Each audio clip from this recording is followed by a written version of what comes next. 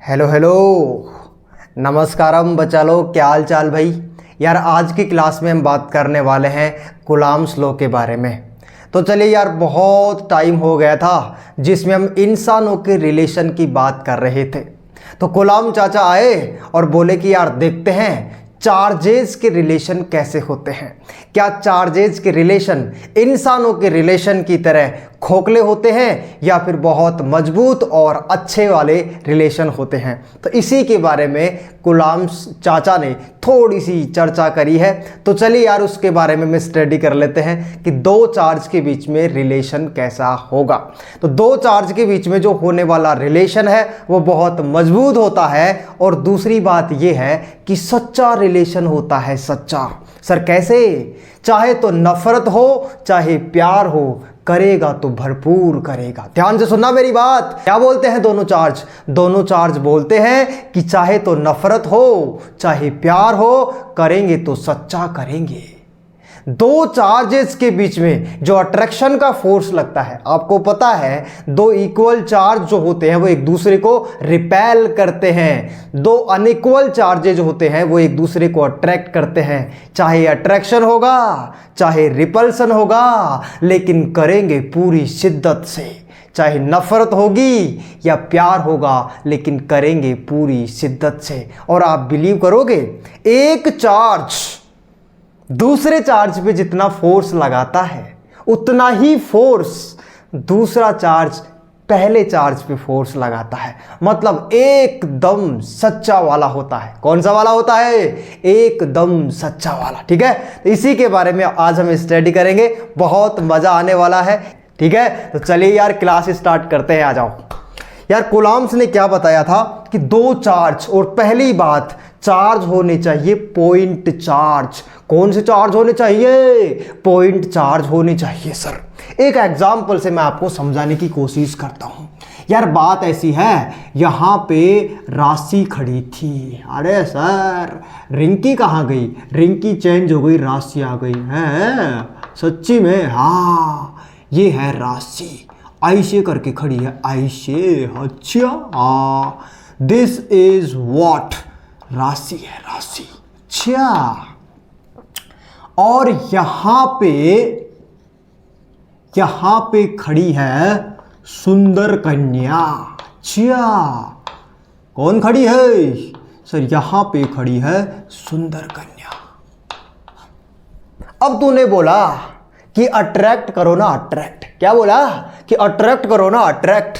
तो दोनों बोलती है अबे भाग यहां से, काहे का अट्रैक्ट, हम तो रिपेल करेंगे। अरे क्या करेंगे? हम तो करेंगे रिपेल। आहे आहे आर डिस्टेंस पे खड़ी हुई है दोनों। तो दोनों बोलती है कि नहीं नहीं नहीं, हमें अट्रैक्ट करने में कोई इंटरेस्ट नहीं है, हम तो रिपेल करेंगे, रिपेल। क्यों? बाद की बात है, पहले इतना समझ कि दोनों ने अट्रैक्ट करने से मना कर दिया। ऐसी बात है, बिल्कुल ऐसी बात है। दूसरी बात सुन ध्यान से, यहां पे खड़ी थी राशि। हो, कौन खड़ी थी रे? राशि खड़ी थी सर। अच्छा, हमको सिखा रिया है। हाँ सुन ले, ध्यान से सुन ले, ध्यान से। और यहां पे खड़ा था Chintu. Okay okay sir, Chintu खड़ा था। हाँ, कौन खड़ा था? चिंटू। दोनों के बीच में डिस्टेंस आर है। दोनों के बीच में डिस्टेंस कितनी है? दोनों के बीच में डिस्टेंस आर है। और तू बोलेगा कि अट्रैक्ट कर लो, अट्रैक्ट। बोले बोलने की जरूरत क्या है, हम तो पहले अट्रैक्ट हो चुके हैं। अच्छा, मतलब दोनों के बीच में अट्रैक्शन का फोर्स लग रहा है।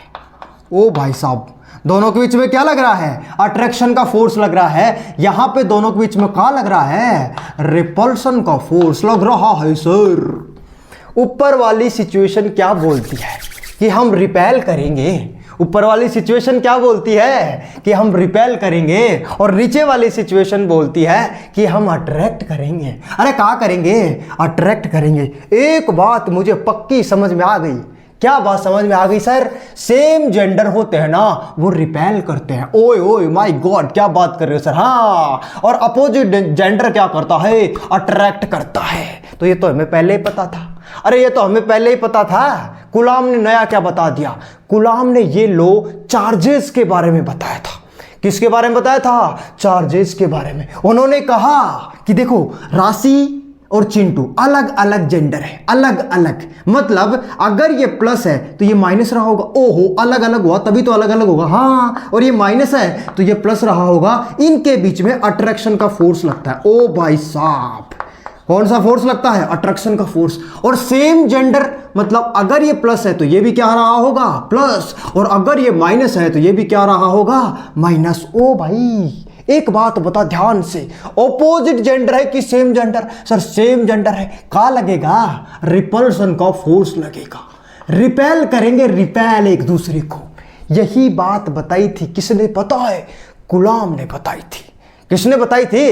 कूलॉम ने बताई थी। उन्होंने बोला कि दो लाइक चार्जेस अगर इक्वल चार्जेस है एक दूसरे को रिपेल करेंगे, अच्छा, और दो अनलाइक चार्जेस है वो एक दूसरे को अट्रैक्ट करेंगे।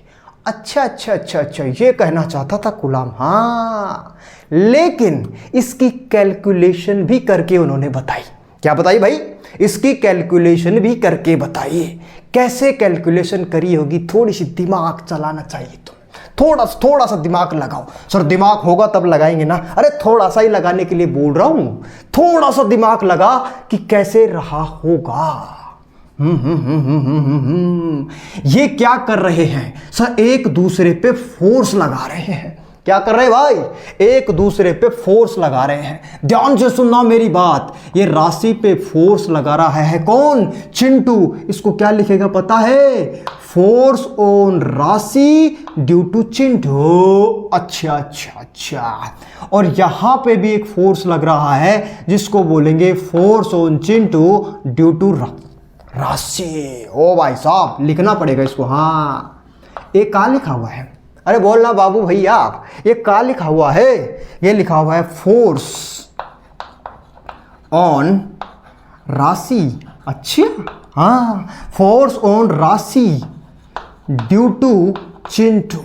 अच्छा, और ये का लिखा हुआ भैया? Force on Chintu, force on Chintu due to Rashi. ध्यान से सुनना मेरी बात को। जो बाहर लिखा होता है, ध्यान से बिल्कुल कंफ्यूज दूर कर दूंगा। जो बाहर लिखा होता है वो फोर्स लगाता है। ओह माय गॉड, ध्यान से सुन। यहां पे बाहर कौन लिखा है? सी सी सी, तो सी फोर्स लगा रहा है। देख, ड्यू टू चिंटू, चिंटू की वजह से फोर्स लग रहा है। एकदम क्लियर है सर। और यहां पे बाहर कौन लिखा है? आर। आर मतलब राशि, राशि की वजह से फोर्स लग रहा है। किस पे? चिंटू पे। एकदम कहानी हो गई क्लियर। कोई दिक्कत वाली बात नहीं है, कोई परेशानी वाली बात नहीं है। अच्छा, एक ही बात सर, कोई दिक्कत नहीं। अब इधर अगर मान ले यहां पे चार्ज था Q1। अरे मान ले ना। नहीं मानूंगा सर मैं। अरे मान ले, नहीं तो मैं मना दूंगा।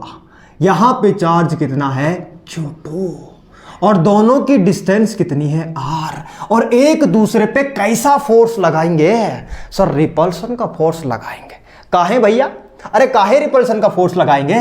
क्योंकि सर सेम जेंडर है। अरे कौन सा जेंडर है? सेम जेंडर है। अच्छा, मतलब सेम जेंडर रिपेल करते हैं। अच्छा अच्छा, समझ में आ गई सर बात हमको।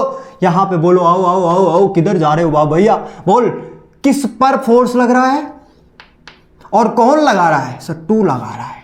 अच्छा, ऐसी बात है बिल्कुल। यहां पे कौन फोर्स लगा रहा है? सर 1 फोर्स लगा रहा है। किस पे? 2 पे।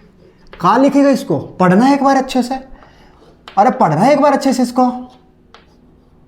पढ़ पढ़ पढ़, ध्यान से ध्यान से ध्यान से। क्या लिखेगा बता? Force on 1 due to 2। दूसरा चार्ज फोर्स लगा रहा है किस पर? 1 पे। दोबारा सुन, जो बाहर लिखा होता है वो फोर्स लगाता है। जो बाहर लिखा होता है, आउटसाइड जो लिखा होता है वो फोर्स लगाता है। बाहर से ही तो कोई आके फोर्स लगाएगा। सही बात है सर, कोई दिक्कत ही नहीं है। इधर आओ इधर आओ इधर आओ। सर 2 1 इज इक्वल टू क्या लिखेगा बता? Force on 2 charge due to 1 charge. पहले चार्ज की वजह से फोर्स लग रहा है। किस पर? दूसरे चार्ज पर। कौन लगा रहा है? पहला चार्ज। जो बाहर से आता है वो फोर्स लगाता है। हाँ तो सही बात है, जो बाहर से आएगा वही तो फोर्स लगाएगा। एकदम बात सही है सर, कोई दिक्कत ही नहीं है। अब ध्यान से सुनना मेरी बात, ध्यान से सुनना, मजा आ जाएगा। मैं आपसे बोलूंगा कि बहुत सच्चा वाला फोर्स लगाते हैं। सच्चा वाला कैसे लगाएंगे? नहीं तुम बताओ सच्चा वाला कैसे लगाएंगे? सच्चा वाला ऐसे लगाएंगे, ध्यान से सुनना। जो force first charge second charge पर लगाते, जो फोर्स है ना, जो कोई भी फोर्स है, इनका मैग्नीट्यूड, डायरेक्शन तो दोनों के अलग अलग है। देखो इसकी डायरेक्शन ऐसे और इसकी डायरेक्शन ऐसे, दोनों की डायरेक्शन अलग अलग है। दोनों की डायरेक्शन क्या है? अलग अलग, लेकिन मैग्नीट्यूड सेम होता है। अच्छा सर, इसको कहां पढ़ोगे? Force on one due to two is equal to होता है force on two due to one. दोनों का मैग्नीट्यूड सेम होता है। मतलब जितना फोर्स राशि चिंटू पर लगाती है उतना ही फोर्स चिंटू भी राशि पे लगाता है। इसीलिए तो मैं बोल रहा था बार बार कि सच्चा वाला करते हैं, सच्चा वाला। अच्छा, मतलब दोनों के फोर्स जो होते हैं वो इक्वल होते हैं, बस डायरेक्शन अलग अलग होती है। डायरेक्शन क्या होती है? अलग अलग। तो क्या इसी बात को ऐसे लिखा जा सकता है कि, ध्यान से सुनना ध्यान से, इसी बात को ऐसे लिखा जा सकता है कि force on one due to two is equal to minus of force on two due to one. साहब माइनस क्या बता रहा है? वेक्टर में माइनस जो है कम ज्यादा को नहीं बताता है, वेक्टर में माइनस डायरेक्शन को बताता है। किसको बताता है? डायरेक्शन को। मतलब दोनों की डायरेक्शन अलग अलग है। तो सर ये तो बात हुई कि ये तो एक्शन रिएक्शन पेयर फॉलो हो रहा है। ध्यान से सुना, ध्यान से, ये क्या हो रहा है? एक्शन रिएक्शन पेयर फॉलो हो रहा है। यहां तक एकदम क्रिस्टल क्लियर है कि नहीं है? बताओ। बहुत बढ़िया सर, कोई दिक्कत नहीं है। अब मैं तुमसे बोल दूं कि यार force on one due to two का मैग्नीट्यूड बराबर है force on two due to one, तो क्या इसको हम F मान लें तो कोई दिक्कत? अरे भाई दोनों बराबर ही तो है, तो इसको तुम कुछ भी मान लो, क्या दिक्कत है? बता क्या दिक्कत है? सर कुछ भी दिक्कत ही नहीं है। अच्छा ठीक है, बढ़िया है। अब ये जो फोर्स लगेगा वो किस पे डिपेंड करेगा? ध्यान से सुनना मेरी बात। अब डेफिनेशन भी बना दूंगा और फॉर्मूला भी बना दूंगा। ये जो फोर्स लगेगा दोनों चार्जेस के बीच में, वो चार्जेस के बीच में फोर्स किस किस चीजों पे डिपेंड करेगा? एक बात, इधर आ, इधर आ, इधर ध्यान, किधर है तेरा? इधर आ। राशि और चिंटू के बीच में फोर्स लगेगा तो किस किस चीजों पे डिपेंड करेगा बताना। सर सबसे पहले इनकी पावर पे डिपेंड करेगा, इनकी क्षमता पे डिपेंड करेगा कि इनके अंदर कितना पोटेंशियल है। अच्छा हाँ, और राशि के घर वालों ने बोल दिया, बोले ओए चिंटू सुन, अगर इस गली में दोबारा आ गए ना तो तबाही मच जाएगी। बोले देख लेना ध्यान से, भूल जा राशि को, और कभी बात करने की कोशिश मत करना। चिंटू बेचारा डर गया है, मैं तो डर गई, हाँ बहुत डर गया, गया ही नहीं। मतलब चिंटू की पावर बहुत कम है, चिंटू का मैग्नीट्यूड बहुत कम है, और जितना कम मैग्नीट्यूड होगा ना उतना ही कम फोर्स लगेगा। ओ भाई साहब, सर क्या बात कर रहे हो? हाँ, जितना मैग्नीट्यूड कम होगा उतना कम फोर्स लगेगा। मतलब फोर्स जो होता है वो डायरेक्टली प्रोपोर्शनल होता है इनके मैग्नीट्यूड के प्रोडक्ट के बराबर। ओ भाई, और जो फोर्स होता है इनवर्सली प्रोपोर्शनल होता है। एक बात बताओ, बीच की डिस्टेंस के साथ फोर्स कैसे वेरी करेगा? अगर ये दोनों पास पास खड़े हैं, राशि और चिंटू का घर पास पास में है, रोज एक दूसरे से मिलते हैं, एक साथ रहते हैं, तो क्या फोर्स ज्यादा लगेगा? हाँ, क्योंकि डिस्टेंस कम है। क्या है? डिस्टेंस कम है। और अगर मान लो कि लॉन्ग डिस्टेंस रिलेशनशिप हो गया। कैसे सर? लॉन्ग डिस्टेंस मतलब राशि है ना, राशि कोटा पढ़ने चली गई। राशि कहाँ चली गई? राशि चली गई कोटा पढ़ने, और चिंटू रह गए जयपुर में। राशि कहाँ चली गई है? राशि चली गई कोटा, और चिंटू कहाँ रह गया? जयपुर में। लॉन्ग डिस्टेंस रिलेशनशिप हो गया। कौन सा रिलेशनशिप हो गया? लॉन्ग डिस्टेंस रिलेशनशिप हो गया। तो फोर्स लगेगा बहुत कम, कभी कभी फोर्स लगेगा। अरे सुन रहा है क्या? कभी कभी फोर्स लगेगा, क्या लगेगा? बहुत कम फोर्स लगेगा कभी कभी, और हो सकता है फोर्स ना भी लगे, हो सकता है फोर्स लगना भी बंद हो जाए। नहीं नहीं सर, ऐसे नहीं होगा, कभी कभी तो लगेगा। अरे भाई ऐसा भी तो हो सकता है कि कोटा के अंदर राशि है ना किसी और के साथ फोर्स लगा ले। हाँ ये बात तो सही बात है सर, कोई दिक्कत नहीं है, राशि किसी और के साथ भी फोर्स लगा ले कोटा में। अच्छा, चिंटू बेचारा अकेला देखता रह जाएगा भी, ये क्या हो गया बे? लॉन्ग डिस्टेंस रिलेशनशिप हो गया। तो एक बात मुझे और अच्छे से समझ में क्लियर हो गई, क्रिस्टल क्लियर हो गया कि जब दो चार्जेस के बीच में डिस्टेंस बढ़ाते जाते हैं, बढ़ाते जाते हैं, बढ़ाते जाते हैं, बढ़ाते जाते हैं, तो फोर्स कम होता जाता है, कम होता जाता है, कम होता जाता है, कम होता जाता है। लेकिन इसकी एग्जैक्ट कैलकुलेशन करी थी कूलाम ने, ठीक है, और उन्होंने बताया था कि ये बीच की जो डिस्टेंस होती है उसके स्क्वायर के इनवर्सली प्रोपोर्शनल होता है, ठीक है। तो उसी को हम लिखने वाले हैं, इनवर्सली प्रोपोर्शनल है इनकी बीच की डिस्टेंस के स्क्वायर के। पक्की बात, दो चार्जेस के बीच में जो भी फोर्स लगता है वो उनके मैग्नीट्यूड के प्रोडक्ट के बराबर होता है और उनके बीच की डिस्टेंस के स्क्वायर के डायरेक्टली प्रोपोर्शनल, और सॉरी इनवर्सली प्रोपोर्शनल होता है। Sorry Shaktimaan, sorry, inversely proportional होता है। एकदम डन डना डन डन है कि नहीं बात? हाँ सर, कोई परेशानी ही नहीं है। इसी को मैं लैंग्वेज में लिखने वाला हूं, इसी को किस में लिखने वाला हूं? लैंग्वेज में। ध्यान से सुनना, द अट्रैक्टिव और repulsive force between two point charges. अरे पॉइंट चार्ज क्या है, ध्यान से सुन पहले। द अट्रैक्टिव और repulsive force between two point charges is directly proportional to the magnitude of both charges. अब हम प्योर फिजिक्स में आ जाते हैं, एकदम फिजिक्स का फील। द अट्रैक्टिव और repulsive force between two point charges is directly proportional to the magnitude of the product of both charges and inversely proportional to the square of distance between them। ये physics की definition है, कौन से law की? Coulombs law की, ठीक है। इसी को मैं लिखने वाला हूं, और जब भी हम डायरेक्टली प्रोपोर्शनल या इनवर्सली प्रोपोर्शनल के सिंबल को हटाते हैं तो कांस्टेंट सटाते हैं। क्या लगाते हैं? कांस्टेंट लगाते हैं। तो यहां से एक फॉर्मूला बन जाएगा, F इज इक्वल टू के Q1 Q2 डिवाइडेड बाई, ये मैग्नीट्यूड लेंगे ध्यान रखना, divided by are square. This is what, इसे बोलते हैं scalar form of Coulomb's law. Scalar form of Coulomb's law क्या बोलते हैं बाबू भैया? Scalar form of Coulomb's law. एकदम डन हो गई बात, कोई दिक्कत नहीं है, ठीक है। अब मैं इसकी डेफिनेशन लिख देता हूं, तब तक इसको नोट करिएगा प्लीज फटाक से।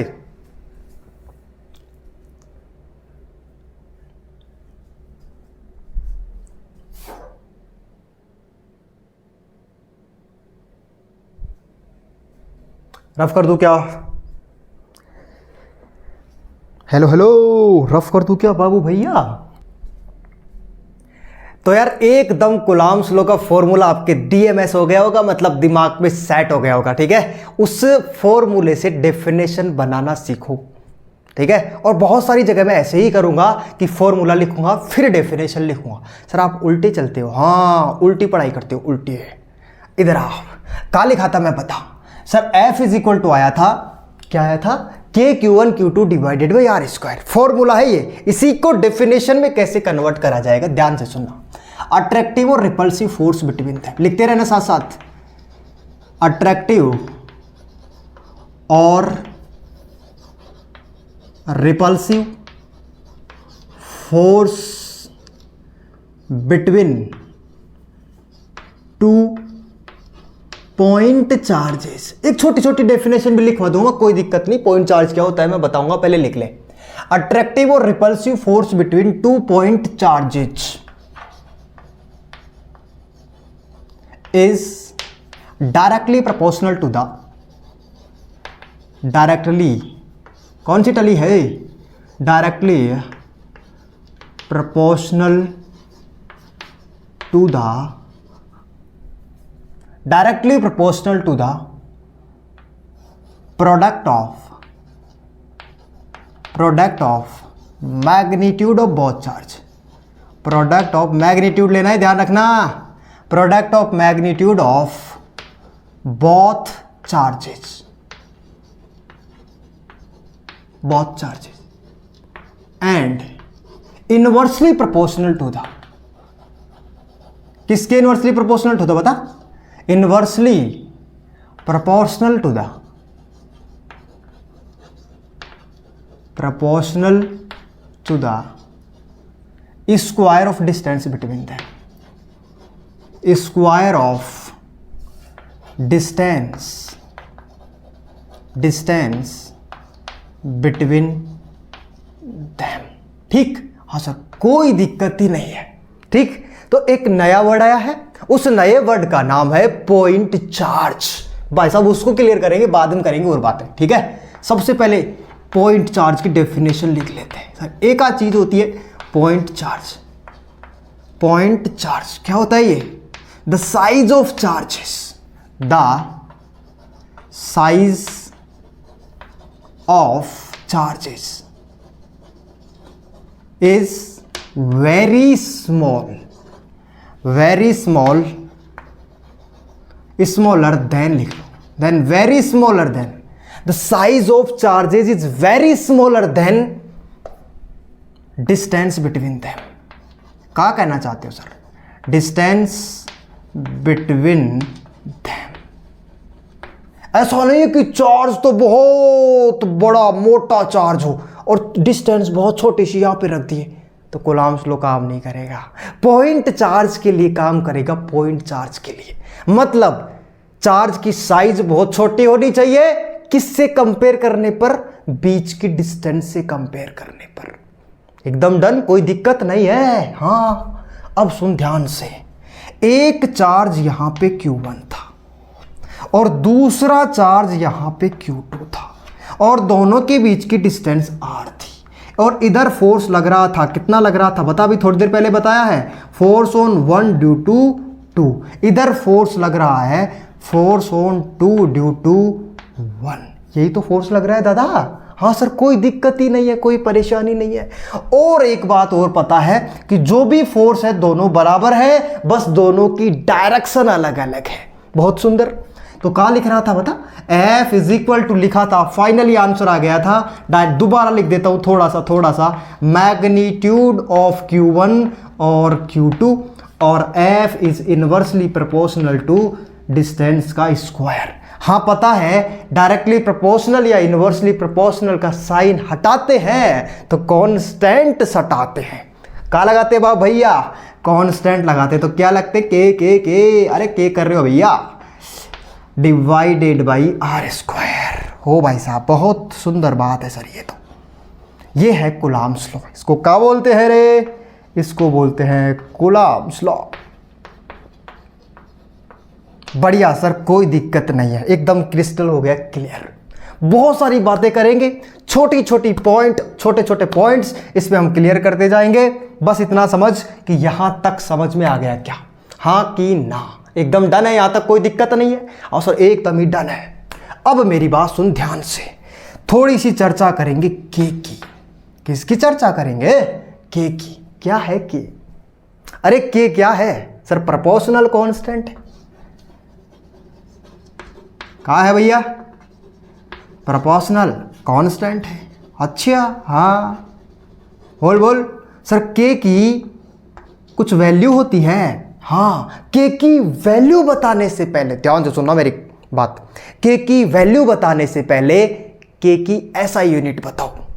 ऐसा यूनिट बताओ, ऐसा यूनिट, SI यूनिट। सर कोई दिक्कत नहीं, बता देंगे, क्या दिक्कत है? अरे पढ़ाया ना 11th क्लास में, मैंने ही तो पढ़ाया है। देख चेक कर प्लेलिस्ट जाके यूनिट एंड डायमेंशन में। हाँ सर बिल्कुल कोई दिक्कत नहीं है। जिसकी भी यूनिट चाहिए पहले उसकी वैल्यू चाहिए। हेलो, जिसकी भी यूनिट चाहिए पहले उसकी वैल्यू चाहिए। अरे कहाँ चाहिए? वैल्यू। तो के की पहले वैल्यू लिख। के इज इक्वल टू क्या लिखेगा बता यहाँ से?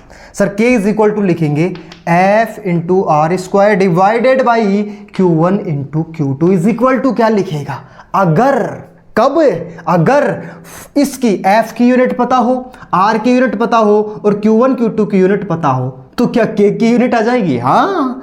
F की यूनिट क्या होती है? सर F की यूनिट होती है न्यूटन और डिस्टेंस की यूनिट क्या होती है? मीटर। तो डिस्टेंस का स्क्वायर है तो क्या मीटर स्क्वायर हो जाएगा? अरे हाँ। और कूलाम चार्ज की यूनिट होती है, और एक 2 कूलाम है, मतलब कूलाम का क्या हो जाएगा? स्क्वायर। एक बात बता मुझे, ये फोर्स की कौन सी यूनिट है? सर ऐसा यूनिट। ये लेंथ की कौन सी यूनिट है? सर ऐसा यूनिट। तो आएगी भी तो ऐसा यूनिट ही ना।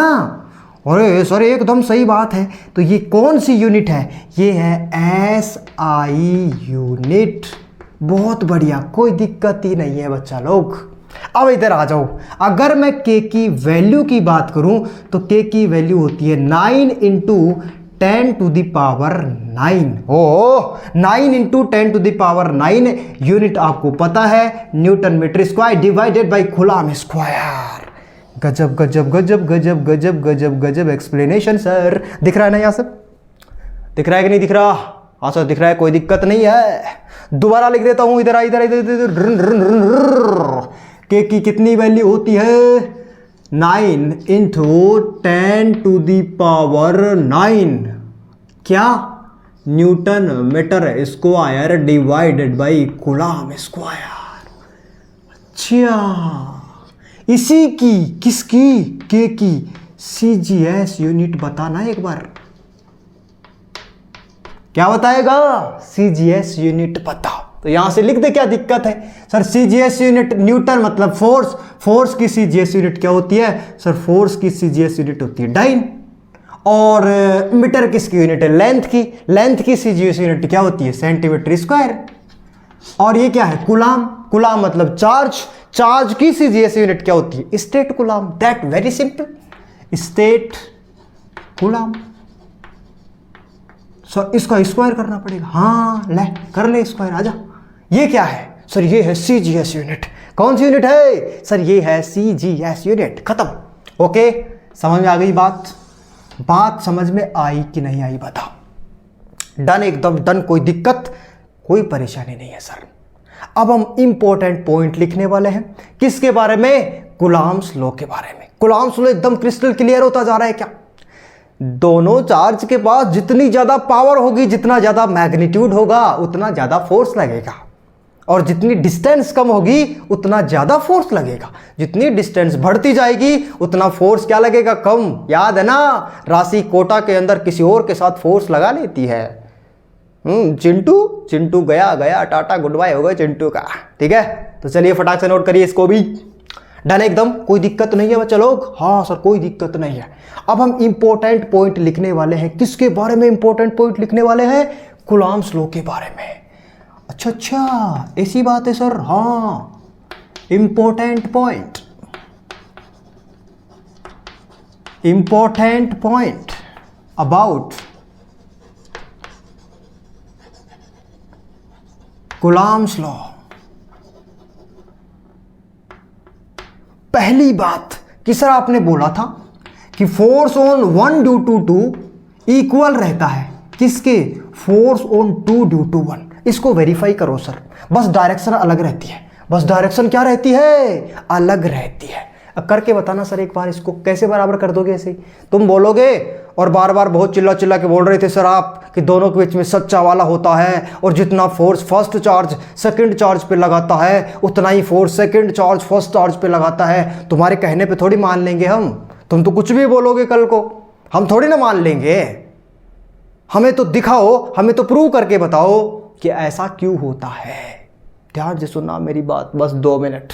ठीक है, मान ले यहां पे 1 कूलम चार्ज है और यहां पे 2 कूलम चार्ज है और दोनों के बीच की डिस्टेंस r है।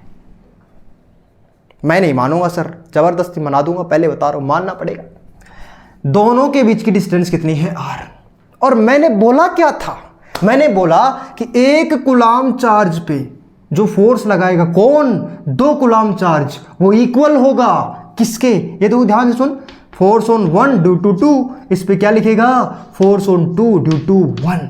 ये दोनों इक्वल होंगे। इनका मैग्नीट्यूड क्या होगा? इनका मैग्नीट्यूड होगा इक्वल। कैसे? कैलकुलेट करके देख ले चाहिए। फोर्स ऑन 1 ड्यू टू 2 लिखो सर। जो भी फोर्स होता है वो उनके मैग्नीट्यूड के प्रोडक्ट के बराबर होता है। तो सही बात है सर। तो पहले का मैग्नीट्यूड कितना है सर? के की वैल्यू तो है के, यहां पे लिखेंगे Q1 Q2 divided by are square. के की वैल्यू तो के ही रहेगी सर। इसकी वैल्यू बोलो 1, इसकी वैल्यू बोलो 2 divided by are square, 2k divided by are square. बहुत बढ़िया है क्या बात। दूसरा बताओ, force on 2 due to 1 is equal to क्या लिखेगा सर? वही फॉर्मूला के। Q1 की वैल्यू बोलो सर। अब की बार Q1 की वैल्यू क्या लिखोगे? वही लिखेंगे सर। ये लिख लेंगे तो क्या हो जाएगा? 2 into 1 divided by are square. क्या आया बोल? 2k divided by R. Oh my god my बाबा, क्या बात कर रहे हो सर? मतलब force on 1 due to 2 equal है किसके? Force on 2 due to 1। दोनों का मैग्नीट्यूड सेम होता है। देख लेना, नहीं तो देख लेना। मेरी बात क्यों मान रहा है? तो देख ले, इधर आके देख ले। बात तो सही है सर, कोई दिक्कत नहीं है। दिख रहा है ना? हाँ बात सही है सर, कोई दिक्कत, कोई परेशानी, कोई तकलीफ, पेट पाट में दर्द हो रहा है तो बता मुझे, अभी उसका इलाज करते हैं तथास्तु करके। ठीक है क्या? एकदम डन बात। फटाक से नोट हो जाना चाहिए।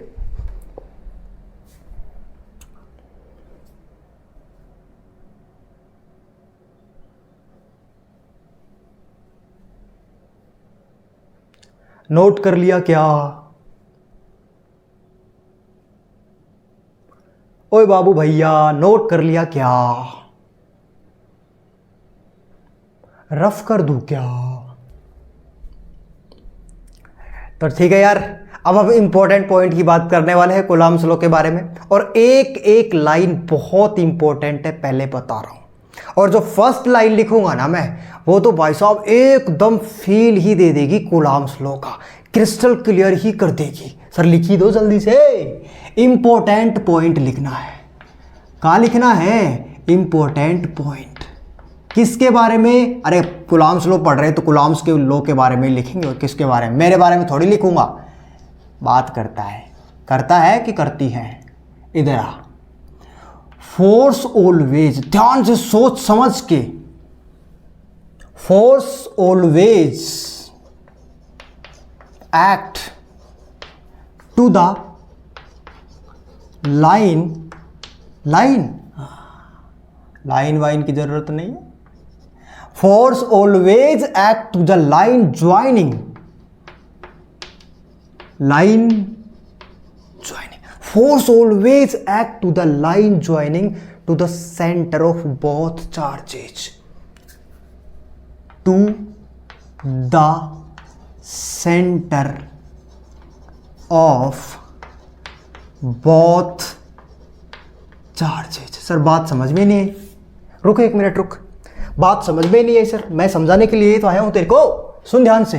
बात समझ में क्यों नहीं आई? मान ले कि यहां पे Q1 चार्ज है और यहां पे Q2 चार्ज है और दोनों के बीच की डिस्टेंस r है। इन दोनों के बीच में चाहे तो अट्रैक्शन का फोर्स लगे और चाहे रिपल्सन का फोर्स लगे, लेकिन जो भी फोर्स लगेगा, ध्यान से सुन लेना मेरी बात को, जो भी फोर्स लगेगा वो फोर्स इस लाइन को ज्वाइन करते हुए लगेगा। मतलब या तो बाहर की तरफ ऐसे लगेगा या फिर अट्रैक्शन का फोर्स लगेगा तो ऐसे लगेगा।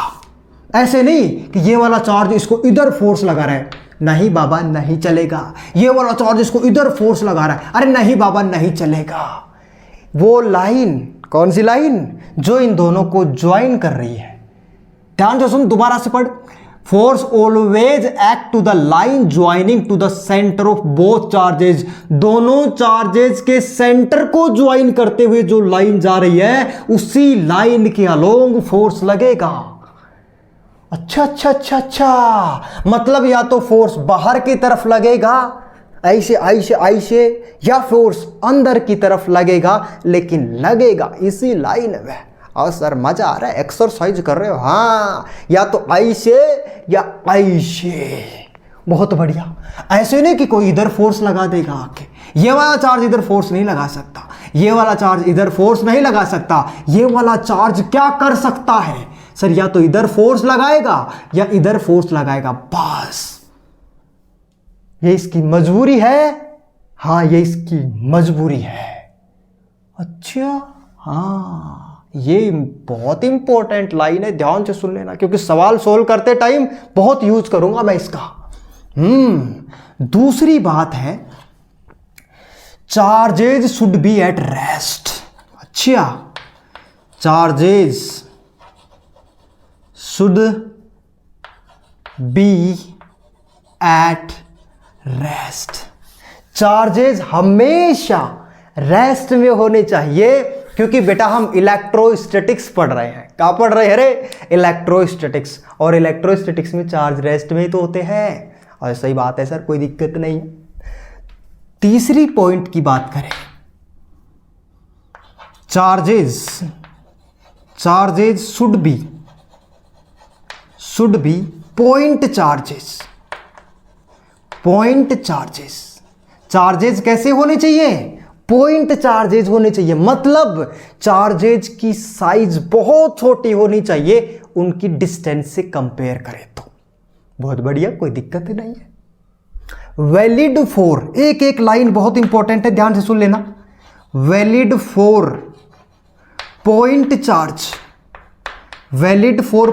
चार्जेस एंड स्फेरिकल चार्जेस, दोनों के लिए वैलिड है कूलम्ब्स लॉ, ध्यान से सुन लेना। स्फेरिकल चार्जेस, चाहे तो पॉइंट चार्ज हो चाहे स्फेयर पे चार्ज हो, हम कूलम्ब्स लॉ को लगा ही देंगे। लेकिन एक्सटेंडेड चार्जेस के लिए वैलिड नहीं है। नॉट वैलिड फॉर, दूसरी लाइन ही लिख देता हूं, not valid for extended charges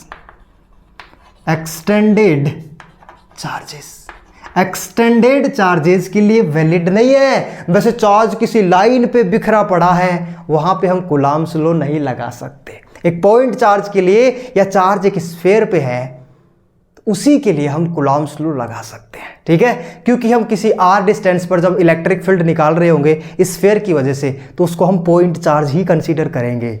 ठीक है, हाँ सर, कोई दिक्कत नहीं है। तो not valid for extended charges. Sixth point क्या बोलता है? Follow inverse square law.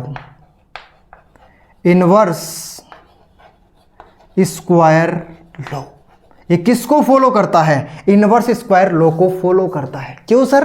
क्योंकि देखना इधर, इनवर्सली प्रोपोर्शनल है डिस्टेंस के स्क्वायर की। इनवर्स रिलेशन है किसका? स्क्वायर का। इसीलिए बोल दिया कि इनवर्स स्क्वायर लॉ को फॉलो करता है। बहुत सुंदर, बहुत गजब, कोई दिक्कत नहीं है।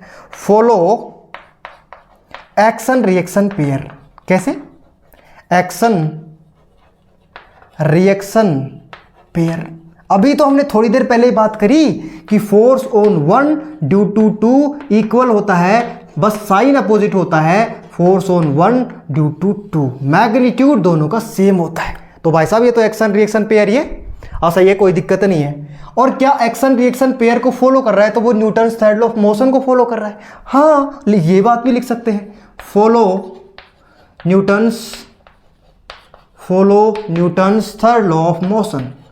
Third law of motion, Newton's third law of motion को भी क्या करता है सर? ये Newton's third law of motion को भी फॉलो करता है। एकदम डन, कोई दिक्कत नहीं है। सारी चीजें बहुत इंपॉर्टेंट है, पहले बता रहा हूं। 9th नंबर का पॉइंट बोल रहा है कि इसका नेचर कंजर्वेटिव होता है। 11th क्लास में पढ़ा है ना, कंजर्वेटिव और नॉन कंजर्वेटिव फोर्स। तो ये कंजर्वेटिव नेचर होता है। कंजर्वेटिव पाथ पे डिपेंड नहीं करता, कंजर्वेटिव फोर्स है, conservative force. Okay sir, long range force होता है। कौन सा फोर्स होता है रे? Long range force. Long range force होता है। सर इतने सारे पॉइंट याद करने पड़ेंगे? हाँ हाँ हाँ, और एक एक पॉइंट बहुत इंपॉर्टेंट है। ओ भाई साहब, क्या बात कर रहे हो सर? हाँ, ध्यान से सुनना। पहला पॉइंट क्या था sir? Force always act line joining to the centre of both charges. ये लाइन बहुत इंपॉर्टेंट है बस। ठीक है, बाकी सर हम इसी फॉर्मूले से ही, फॉर्मूला क्या लिखा था बता सर? फॉर्मूला लिखा था के Q1 Q2 divided by are square. और ग्रेविटेशनल फोर्स का फॉर्मूला क्या होता है sir? Gm1m2 divided by are square, जहां पे इस G की वैल्यू फिक्स है। कितनी है याद है? 6.67 into 10 to the power minus का 11। ये फिक्स वैल्यू है, इसे यूनिवर्सल कांस्टेंट बोलती है पूरी दुनिया। इसीलिए ग्रेविटेशनल फोर्स मीडियम पे डिपेंड नहीं करता है। लेकिन इलेक्ट्रोस्टैटिक फोर्स, ये इलेक्ट्रोस्टैटिक फोर्स भी बोलते हैं कूलॉम्स लॉ को, इलेक्ट्रोस्टैटिक फोर्स जो होता है वो मीडियम पे डिपेंड करता है। सर कैसे? ध्यान से सुनना। ये जो K है ना, K, इसकी वैल्यू होती है 1/4 पाई एप्सिलॉन। और एप्सिलॉन क्या होता है? एप्सिलॉन बराबर होता है epsilon not into epsilon r. Next class में या इसी क्लास में हम बात करने वाले हैं कि एप्सिलॉन क्या होता है। उसे बोलती है पूरी दुनिया परमिटिविटी। क्या बोलती है? परमिटिविटी। वो एक मीडियम की प्रॉपर्टी है। जैसे किसी दो चार्जेज के बीच में जो फोर्स एयर में लग रहा है, हवा में लग रहा है, उन्हीं दो चार्जेज को पानी में रख देंगे तो अलग फोर्स लगेगा, मतलब फोर्स कम हो जाएगा। कम क्यों हो जाएगा वो मैं बताऊंगा, नो डाउट। लेकिन इतना फर्क समझना है कि मीडियम चेंज होने से फोर्स चेंज हो जाता है। मीडियम चेंज होने से फोर्स चेंज हो जाता है, मतलब फोर्स मीडियम पे डिपेंड करता है। Depends upon medium, depends upon medium. ये फोर्स जो होता है वो मीडियम पे डिपेंड करता है। Fourth point, ratio of electrostatic force to gravitational force. ध्यान से सुनना, ये मैं बाद में प्रूव भी कर दूंगा इस बात को। Ratio of electrostatic force to gravitational force पहले किसके लिए पता है? टू इलेक्ट्रॉन्स के लिए। टू इलेक्ट्रॉन्स के लिए जो रेशियो होता है, जैसे एक इलेक्ट्रॉन यहाँ पे है, आर डिस्टेंस पे दूसरा इलेक्ट्रॉन रखा है, तो इनका जो रेशियो आएगा electrostatic force to gravitational force, उसकी वैल्यू होती है 10 टू द पावर 42 टाइम्स। ठीक है? और सर अगर एक प्रोटॉन और एक इलेक्ट्रॉन हो तो ये कहां से आ रहे हैं, इसके बारे में हम अच्छे से आगे स्टडी करेंगे। अभी याद कर लो सीधा सीधा, कोई दिक्कत नहीं है। अगर एक प्रोटॉन हो और एक इलेक्ट्रॉन हो तो जो वैल्यू आएगी electrostatic force to gravitational force की जो वैल्यू आएगी दादा, वो आएगी 10 टू द पावर 39। बहुत बढ़िया सर, कोई दिक्कत नहीं है। अगर दोनों प्रोटॉन हो, इधर भी प्रोटॉन आर डिस्टेंस पे रखे हुए हो, तो electrostatic force divided by gravitational force की जो वैल्यू आएगी वो आएगी 10 to the power 36। Okay sir, कोई दिक्कत नहीं है। ये सारी चीज़ें आपको बहुत अच्छे से याद कर लेनी है। ठीक है, फटाक से नोट कर ले।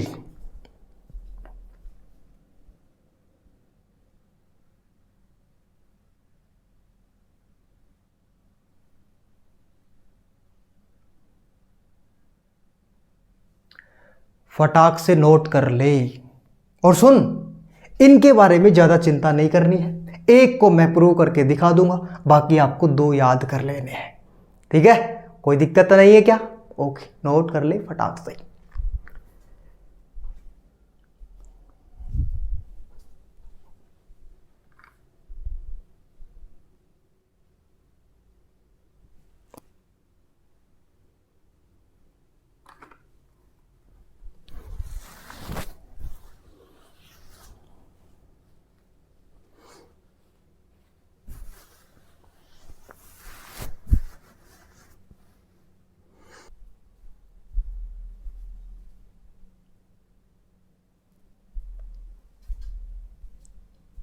तो यहां तक एकदम डन बच्चा लोग। यार कूलॉम्स लॉ कहां से आया उसके बारे में हमने बात करी है, और उसके बारे में इंपॉर्टेंट पॉइंट सारे लिख लिए हैं। अब हम थोड़ी सी आगे की चर्चा करते हैं जो बहुत इंपॉर्टेंट है। एक वर्ड आता है परमिटिविटी। कौन सा वर्ड है? परमिटिविटी। उसके बारे में हम बात करेंगे। ठीक है, परमिटिविटी। चलिए क्या है, ध्यान से सुनना। इसको हम एप्सिलॉन से लिखते हैं। ठीक है, इधर आओ। अभी थोड़ी देर पहले आपने क्या बताया? सर इक्वल टू के Q1 Q2 divided by are square. ध्यान से सुन रहा मेरी बात को? हाँ, के क्या है यहाँ पे? सर के की वैल्यू होती है 9 इंटू 10 टू द पावर 9 क्या newton metre square divided by coulomb square. ठीक है सर, कोई दिक्कत नहीं है। ये कहाँ से वैल्यू आई है पता है? ये एयर में वैल्यू होती है। कहाँ पे वैल्यू होती है? In air. बहुत सुंदर, बहुत बढ़िया, कोई दिक्कत नहीं है। अगर मैं के की बात करूं तो ये वैल्यू कहाँ से आई है? 1/4 पाई एप्सिलॉन से वैल्यू आई है। और ये एप्सिलॉन क्या है? ध्यान से सुनना मेरी बात बेटा। एप्सिलॉन क्या है सर? एप्सिलॉन इसको बोलते हैं एप्सिलॉन। एप्सिलॉन इसी को पूरी दुनिया परमिटिविटी बोलती है। क्या बोलती है? परमिटिविटी। अब ध्यान से सुनना मेरी बात।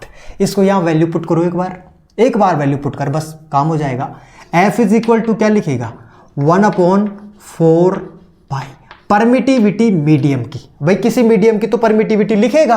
अच्छा, परमिटिविटी ऑफ मीडियम लिखते Q1 Q2 divided by R square. एक बात मुझे यहां से पक्की समझ में आ गई कि permittivity of medium inversely proportional होता है F की। मतलब परमिटिविटी ऑफ मीडियम इंक्रीज करने से फोर्स की वैल्यू क्या होती है? कम। भाई साहब, मतलब राशि और चिंटू के बीच में ये एक रुकावट है। उन दोनों के बीच में अट्रैक्शन का फोर्स लग रहा था, लेकिन अगर किसी मीडियम को इंट्रोड्यूस कर दिया जाए तो वो मीडियम की एक प्रॉपर्टी होती है कि वो फोर्स का अपोज करता है, फोर्स का विरोध करता है, बाधा उत्पन्न करता है, तकलीफ देता है। इसे पूरी दुनिया परमिटिविटी कहती है। क्या कहती है? Permittivity. Permittivity is nothing but property of medium. Property है किसकी? मीडियम की। क्यों? देखना इधर सर, ये बढ़ाने से एफ की वैल्यू क्या होगी? कम होगी। अच्छा अच्छा अच्छा अच्छा अच्छा अच्छा अच्छा, ध्यान से सुन। परमिटिविटी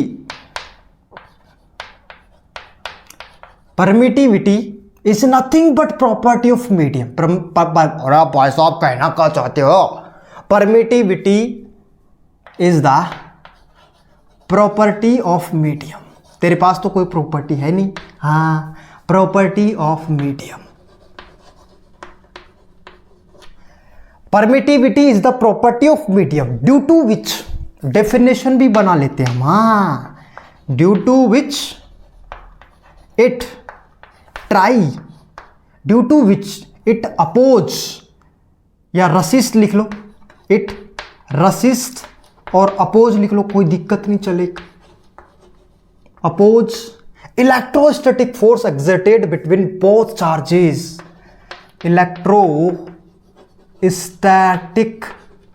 इलेक्ट्रोस्टैटिक फोर्स, इलेक्ट्रोस्टैटिक, अरे भाई साहब रुक जा रहे। Electrostatic force exerted between both charges। ध्यान से सुन, दोबारा से सुन, डेफिनेशन में ही सब कुछ छुपा है। Permittivity is the property of medium. किसी मीडियम की वो प्रॉपर्टी है जिसकी वजह से, ड्यू टू विच, जिसकी वजह से इट रसिस्ट, मतलब बाधा, तकलीफ, और अपोज करती है। अपोज किसको? Electrostatic force exerted between both charges. दो चार्ज के बीच में जो इलेक्ट्रोस्टैटिक फोर्स एक्सर्ट कर रहा है, लग रहा है, उसका अपोज करती है। उसको पूरी दुनिया परमिटिविटी कहती है। क्या कहती है? परमिटिविटी कहती है। ध्यान से सुनना मेरी बात। परमिटिविटी मीडियम की होती है क्योंकि ये मीडियम की प्रॉपर्टी है। किसकी प्रॉपर्टी है? मीडियम की। This is what? This is nothing but this है। दिस और दिस कर रहे आजकल तू। हाँ, इधर आ। ये क्या है? Permittivity of medium. अरे क्या है? Permittivity of medium. ये मीडियम की परमिटिविटी है। बहुत सुंदर। और एक आ चीज है भाई, permittivity of free space. Free space मतलब एब्सोल्यूट परमिटिविटी। ध्यान से सुन लेना इस बात को। इसी का दूसरा नाम है एब्सोल्यूट परमिटिविटी। अच्छा, हाँ, एब्सोल्यूट परमिटिविटी। बहुत बढ़िया, बहुत सुंदर, बहुत गजब। इधर आ जा। एक आ चीज है, ये क्या होता है अभी मैं बताऊंगा, थोड़ी देर और रुक जा। ये क्या है? ई आर कर देंगे आर पार। ई आर क्या है? Relative permittivity. इसको पूरी दुनिया क्या बोलती है रे? इसको बोलते हैं रिलेटिव परमिटिविटी। क्या बोलती है? Relative permittivity. इसी को पूरी दुनिया बोलती है डाइलेक्ट्रिक कांस्टेंट। दिख रहा है ना? कोई दिक्कत नहीं है ना? हाँ दिख रहा है सर। इसी को पूरी दुनिया क्या बोलती है पता है? Dielectric constant. अरे कौन सा टेंट है? Dielectric constant. अच्छा, मतलब dielectric constant is nothing but relative permittivity. हाँ, डाइलेक्ट्रिक कांस्टेंट कुछ भी नहीं है, रिलेटिव परमिटिविटी ही है। अब इधर आ जा। रन रन रन रन, कहां जा रहा है? इधर आ जा, इधर। F इज इक्वल टू क्या लिखेगा बता? सर वहां से लिख देंगे, क्या दिक्कत है? 1/4 pi epsilon not Q1 Q2 divided by R square. This is what? Sir permittivity आपने फ्री स्पेस के लिए है। फ्री स्पेस मतलब फोर्स इन एयर या वैक्यूम। किसकी बात कर रहा है ये? Force in air. इसको क्या लिखेगा पता है? Force in air. एयर के अंदर फोर्स लग रहा है, उसको मैंने ऐसे डिफाइंड किया है और कुछ नहीं किया है। और ये क्या है? ये है परमिटिविटी ऑफ एयर। तो सही बात है, अगर एयर में फोर्स लग रहा है तो परमिटिविटी ऑफ एयर, अगर मीडियम में फोर्स लग रहा है तो परमिटिविटी ऑफ मीडियम। लेकिन इतना ध्यान रखना है कि परमिटिविटी इनवर्स रिलेशन रखती है। अरे कहाँ रखती है? इनवर्स रिलेशन रखती है। बहुत सुंदर, बहुत ही गजब बात है सर। यहां से इसकी SI यूनिट कैलकुलेट करके बताओ। SI unit of E not.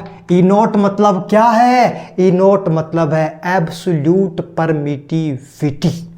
ये क्या है? दोबारा लिख रहा हूं, एब्सोल्यूट परमिटिविटी। बहुत बढ़िया, कोई दिक्कत नहीं है sir.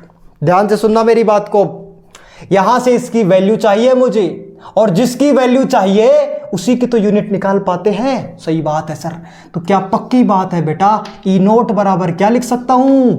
Q1 Q2 divided by क्या लिखेगा पता? सर हम रिलेट करके निकाल लेंगे, कुछ वैल्यू का जुगाड़ करके निकाल लेंगे। हाँ, क्या जुगाड़ करेगा एक बार बताना मुझे।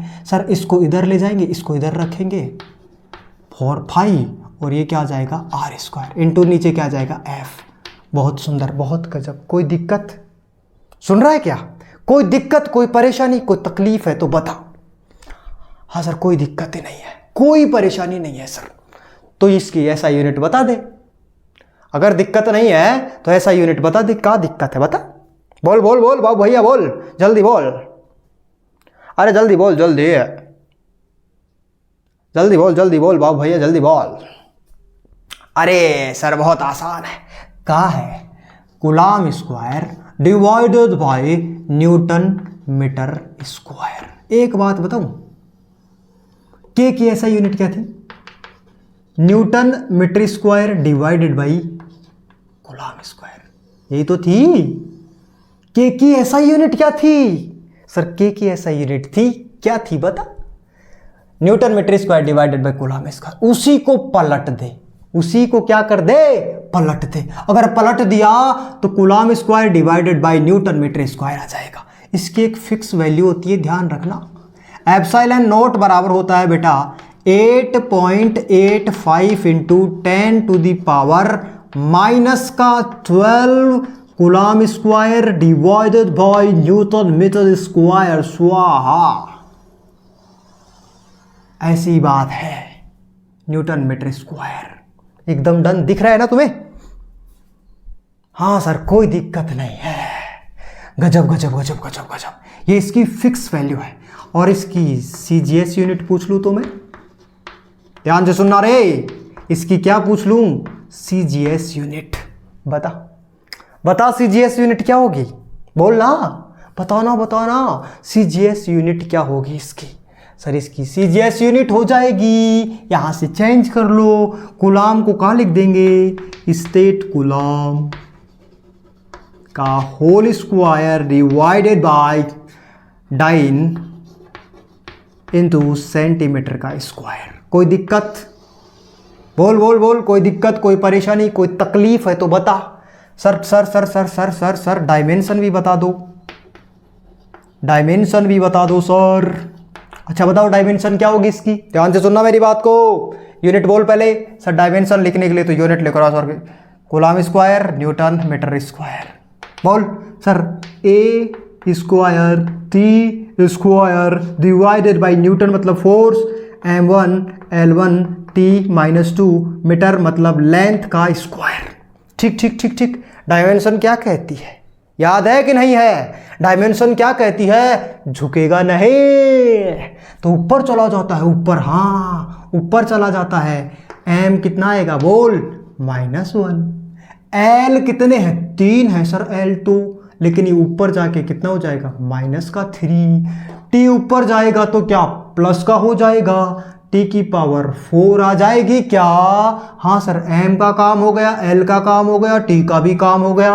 ऊपर का बचा, ऊपर बचा a का स्क्वायर। This is what?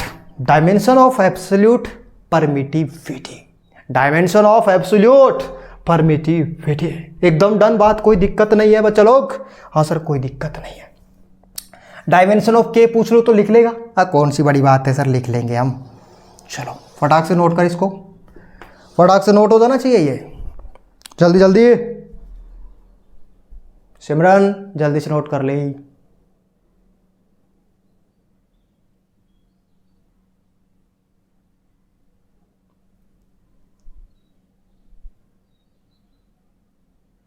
जल्दी जल्दी नोट हो जाना चाहिए बाबू भैया।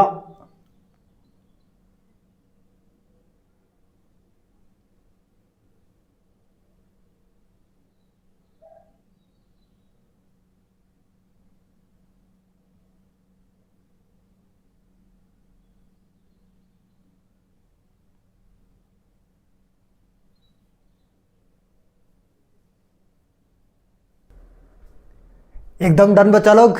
अब हम बात करने वाले हैं यार वापस से थोड़ी सी परमिटिविटी की ओर।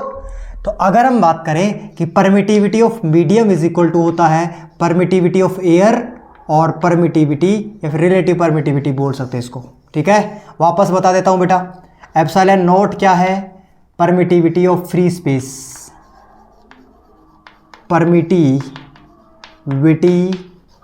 ऑफ फ्री स्पेस, इसी को तुम एयर भी बोल सकते हो, ठीक है, क्योंकि लगभग बराबर होती है। अभी मैं वैल्यू भी लिखवा दूंगा, कोई दिक्कत नहीं है। और यहाँ पे रिलेटिव परमिटिविटी है, ई आर क्या है? ई आर है रिलेटिव परमिटिविटी, ठीक है। इसी को पूरी दुनिया क्या बोलती है? Dielectric constant. अरे क्या बोलती है? डाइलेक्ट्रिक कांस्टेंट बोलती है सर, डाइलेक्ट्रिक कांस्टेंट बोलती है सर। अच्छा इसकी यूनिट सब बता दी मैंने। हाँ सर, इसकी यूनिट होती है क्या बोल? Coulomb square divided by newton metre square. बढ़िया, डायमेंशन भी लिख लिया था, कोई दिक्कत नहीं है। हाँ सर कोई दिक्कत नहीं है। अब हम बात करते हैं थोड़ी सी किसकी, पता है?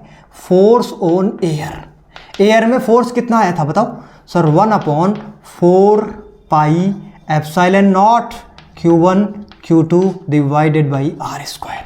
सर एप्सिलॉन नॉट क्यों लिख रहे हो? क्योंकि एयर की परमिटिविटी लिखनी पड़ेगी ना। सही बात है सर। और फोर्स ऑन मीडियम, मीडियम में फोर्स कितना लगेगा सर? 1/4 pi epsilon not. ध्यान से सुनना, एप्सिलॉन आर। क्यों क्यों क्यों क्यों क्यों? कोई एक मिनट रुक, एप्सिलॉन एम लिख ले, Q1 Q2 divided by are square.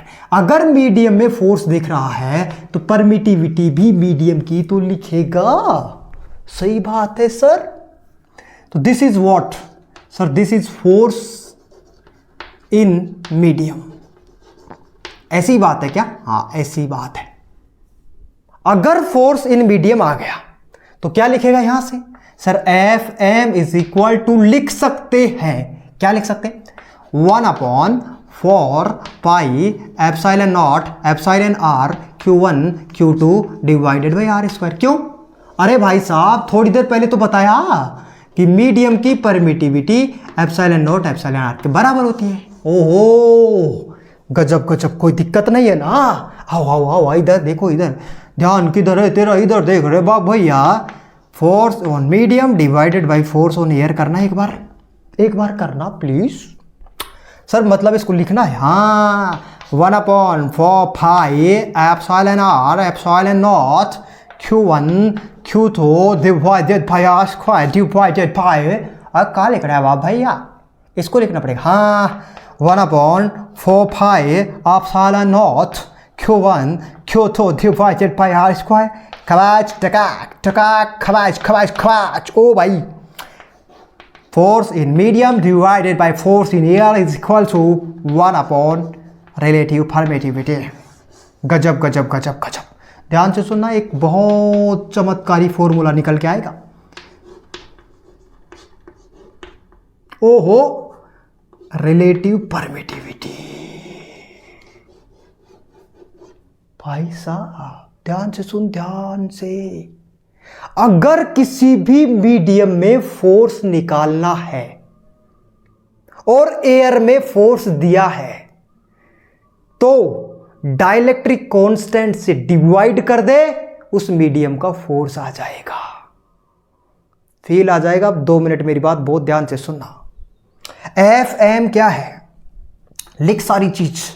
F M क्या है, force in medium, force in medium, बढ़िया सुंदर, कोई दिक्कत नहीं है। एफ ए क्या है, फोर्स इन एयर, अच्छा हाँ। और ई आर क्या है, ई आर है डाइलेक्ट्रिक कांस्टेंट, क्या है, डाइलेक्ट्रिक कांस्टेंट है सर। ठीक ठीक, कोई दिक्कत नहीं है। अब सुनना मेरी बात ध्यान से, डाइलेक्ट्रिक कांस्टेंट मतलब क्या, दोबारा सुन दोबारा से। सर आपने बताया था, ध्यान से सुन ले, इधर आ जा। 2 मिनट, बहुत बहुत बहुत बहुत काम की बात होने वाली है, 2 मिनट। डाइलेक्ट्रिक कांस्टेंट मतलब क्या, सर आपने बताया था मीडियम की परमिटिविटी एब्सोल्यूट परमिटिविटी और डाइलेक्ट्रिक कांस्टेंट के बराबर होती है। यहां से dielectric constant is equal to लिख सकते हैं permittivity of medium divided by permittivity of free space, लिख सकते हैं सर, कोई दिक्कत नहीं है। ध्यान से सुनना मेरी बात को बहुत बहुत गौर से। सर रिलेटिव परमिटिविटी क्या बता रही है, रिलेटिव परमिटिविटी बता रही है कि एयर के रेस्पेक्ट में, ध्यान से सुनना ध्यान से, एयर के रेस्पेक्ट में मीडियम की परमिटिविटी कितनी है। 1 मिनट रुक, 1 मिनट रुक, 1 मिनट। सर ये क्या है, मीडियम की परमिटिविटी, ये क्या है, एयर की परमिटिविटी। तो ऊपर परमिटिविटी नीचे परमिटिविटी है, यूनिट बोल। सर यूनिट कहां से आ जाएगी, ऊपर लेंथ नीचे लेंथ, तो लेंथ से लेंथ कट जाती है। वैसे ही ऊपर परमिटिविटी नीचे परमिटिविटी, तो क्या unit less and dimension less होगी। ध्यान से सुन लेना इस बात को। डाइलेक्ट्रिक कांस्टेंट, डाइलेक्ट्रिक कांस्टेंट जो भी होता है इसे ही रिलेटिव परमिटिविटी कहती है पूरी दुनिया। वो यूनिट एंड डायमेंशन लेस होती है, यूनिट एंड डायमेंशन लेस होती है। क्या होती है, यूनिट एंड डायमेंशन लेस होती है। एक बात और इंपॉर्टेंट है, यहां से हम इसकी डेफिनेशन भी बना सकते हैं। Ratio of permittivity of medium to permittivity of air is called dielectric constant. Ratio of, ध्यान से सुनना ध्यान से, रेशियो ऑफ, ध्यान से सुन रहा है क्या, ratio of permittivity of medium to permittivity of free space. लिखना चाहे तो लिख लेना, ratio of permittivity of medium to permittivity of free space is called dielectric constant और रिलेटिव परमिटिविटी। गजब गजब गजब। अब इधर आ, अगर मैंने बोला कि रिलेटिव परमिटिविटी की वैल्यू 80 है, इसका क्या मतलब है, ध्यान से सुनना मेरी बात को। अगर मैंने बोला कि रिलेटिव परमिटिविटी की वैल्यू 80 है, 80, इसका क्या मतलब है पता है, बताना क्या मतलब है इसका। किसी भी मीडियम की रिलेटिव परमिटिविटी 80 है, इसका क्या मतलब है? सर रिलेटिव परमिटिविटी बराबर होता है permittivity of medium divided by permittivity of free space. इसकी वैल्यू 80 है, इसको मल्टीप्लाई करेगा फ्री स्पेस से, is equal to permittivity of medium. किसी भी मीडियम की रिलेटिव परमिटिविटी अगर 80 है, इसका मतलब है कि उस मीडियम की परमिटिविटी एयर से 80 टाइम ज्यादा है। बहुत काम की बात बोलूंगा, ध्यान से सुनना। उस मीडियम की रिलेटिव परमिटिविटी एयर की रिलेटिव परमिटिविटी से 80 टाइम ज्यादा है। अगर रिलेटिव परमिटिविटी 80 टाइम ज्यादा है तो क्या पक्की बात है फोर्स 80 टाइम कम हो जाएगा। मजा आ गया सर, ध्यान से सुनना दोबारा से। Force is inversely proportional to permittivity. Force is inversely proportional to permittivity. अगर किसी मीडियम की रिलेटिव परमिटिविटी 80 है, मतलब वो एयर से 80 टाइम ज्यादा है, और जो भी एयर में फोर्स है, तो जब भी इस मीडियम में फोर्स निकालेगा तो वो एयर में फोर्स है उससे 80 टाइम कम मिलेगा, कम कम कम। जैसे मैं तुमसे बोलूं कि दिस इज व्हाट वाटर की, अगर मैं बोल दूं कि वाटर की रिलेटिव परमिटिविटी 80 है, इसका क्या मतलब है? सर वाटर की रिलेटिव परमिटिविटी 80 होने का मतलब है वाटर की रिलेटिव परमिटिविटी एयर से 80 टाइम ज्यादा है, तो वाटर के अंदर जो फोर्स लगेगा वो एयर में फोर्स लगने से 80 टाइम कम लगेगा। ये फॉर्मूला लिखा हुआ देख ध्यान से। रिलेटिव परमिटिविटी 80 है, इसका क्या मतलब है? रख यहां पे। सर फोर्स किस में निकालेंगे? वाटर में, इज इक्वल टू क्या लिखेगा? Force on air divided by 80। क्या एयर में फोर्स जो था उससे फोर्स 80 टाइम कम हो गया क्या? बहुत बढ़िया सर, कोई दिक्कत नहीं है। मैंने बोला कि रिलेटिव परमिटिविटी 2 है, मान लो रिलेटिव परमिटिविटी 2 है। किसी भी मीडियम की रिलेटिव परमिटिविटी 2 होने का क्या मतलब है? सर रिलेटिव परमिटिविटी 2 होने का मतलब है कि उस मीडियम की परमिटिविटी एयर से 2 गुना ज्यादा है, और एयर से 2 गुना ज्यादा है तो परमिटिविटी बढ़ने से फोर्स कम होता है, और फोर्स 2 गुना कम हो जाएगा। बस दैट्स इट।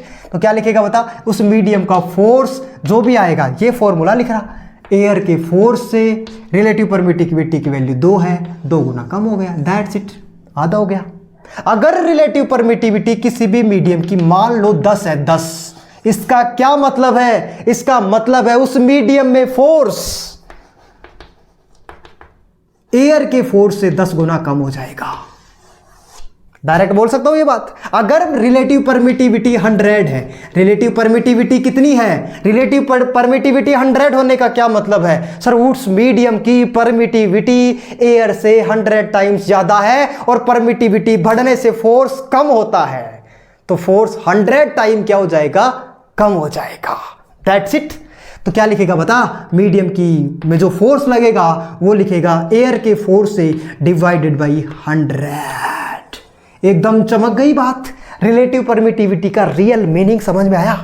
रिलेटिव परमिटिविटी का क्या मतलब होता है? सर जितनी रिलेटिव परमिटिविटी है किसी भी मीडियम की, उस मीडियम में फोर्स एयर से कंपेयर करेगा तो उतने गुना कम हो जाएगा। दैट्स इट, खत्म। अब अलग अलग मीडियम की परमिटिविटी में लिखवाने जा रहा हूं, उसको मेरे साथ आप नोट करिएगा प्लीज। रिलेटिव परमिटिविटी का फील आया कि नहीं बताओ? ठीक है, डन। फटाक से नोट कर इसको, फटाक से नोट कर ले, फटाक से, जल्दी से।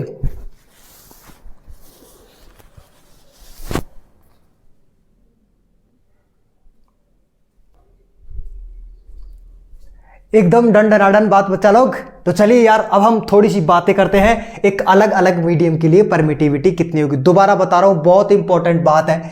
मीडियम में जो भी फोर्स होगा वो एयर के force divided by relative permittivity के बराबर होगा। सवाल कैसे बनेंगे नेक्स्ट लेक्चर में हम सवाल बहुत सारे करेंगे। आपको डाइलेक्ट्रिक कांस्टेंट देगा, फिर पूछेगा कि उस मीडियम में फोर्स कितना है, डायरेक्ट डाइलेक्ट्रिक कांस्टेंट से डिवाइड कर देना, बस आंसर आ जाएगा। ठीक है, एयर में जो फोर्स है उसके डाइलेक्ट्रिक कांस्टेंट से डिवाइड कर दिया, मीडियम में फोर्स मिल जाएगा। ठीक है, आओ इधर देखो, यहां पे लिखता हूं मैं मीडियम, मीडियम, और यहां पे लिख रहा हूं रिलेटिव परमिटिविटी। ठीक, कोई दिक्कत नहीं है सर। सबसे पहले बात करूंगा वैक्यूम की। किसकी बात करूंगा? वैक्यूम की। सर कर लो, क्या दिक्कत है। देन मैं बात करूंगा एयर की।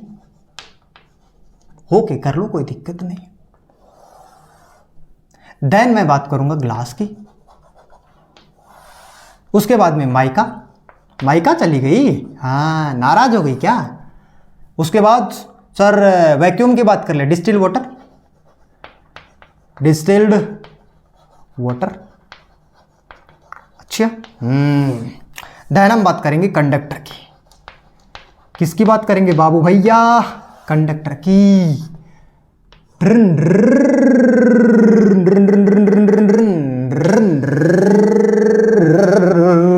ये लो सर, ऐसा कौन सा डायग्राम है? इधर आओ, दिख रहा है ना, कोई दिक्कत नहीं है ना? हाँ हाँ हाँ, आ जाओ आ जाओ आ जाओ आ जाओ, फटाक से आ जाओ। वैक्यूम की रिलेटिव परमिटिविटी होती है 1, एयर की रिलेटिव परमिटिविटी होती है 1.0059, glass, mica, distilled water, conductor, infinity. अरे भाई कंडक्टर में तो फोर्स 0 ही हो जाएगा, क्योंकि कंडक्टर में तो चार्ज चलता है, रुकता थोड़ी है, फोर्स काहे लगेगा उसमें। सही बात है सर, कोई दिक्कत नहीं है। अब ध्यान से सुनना मेरी बात को, सबसे कम रिलेटिव परमिटिविटी किसकी है? ध्यान से सुना, ध्यान से। सबसे कम रिलेटिव परमिटिविटी किसकी है? एक बात बताऊं, जो भी फोर्स लिख रहा है मीडियम का, ध्यान से सुना, ध्यान से, वो इनवर्सली प्रोपोर्शनल है किसके? Sir epsilon r. क्यों भाई?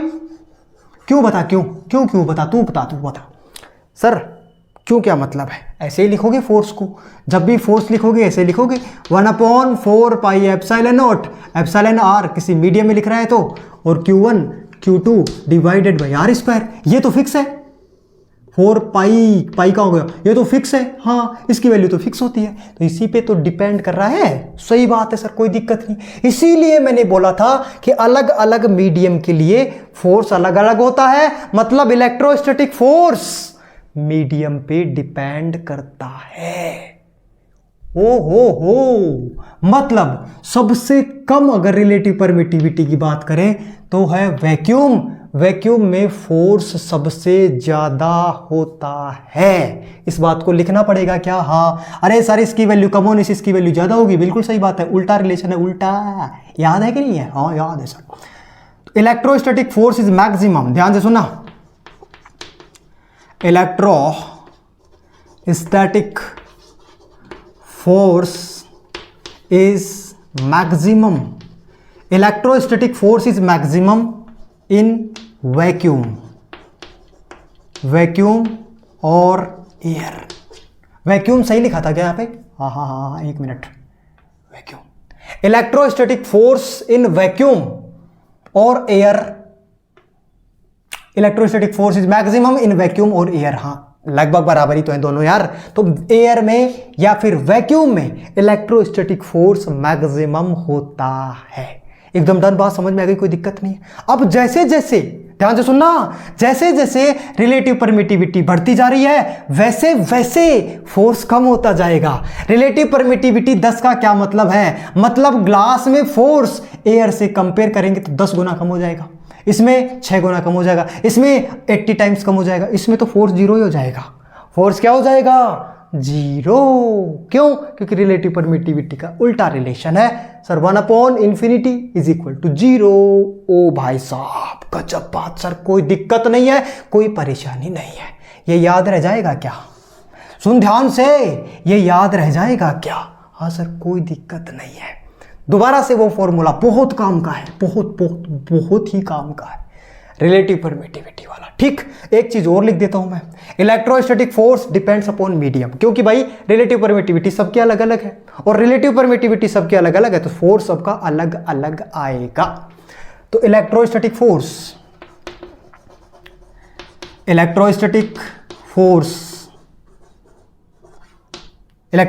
Depends upon medium. किस पे डिपेंड करता है?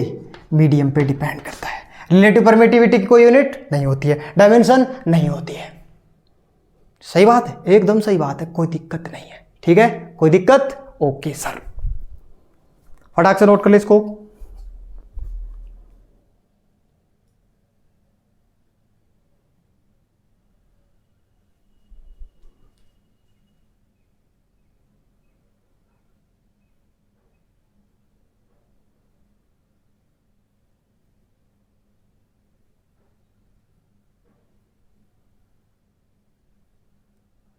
डंडन डंडन बात। ओए बाबू भैया, ओके सर, कोई दिक्कत नहीं है।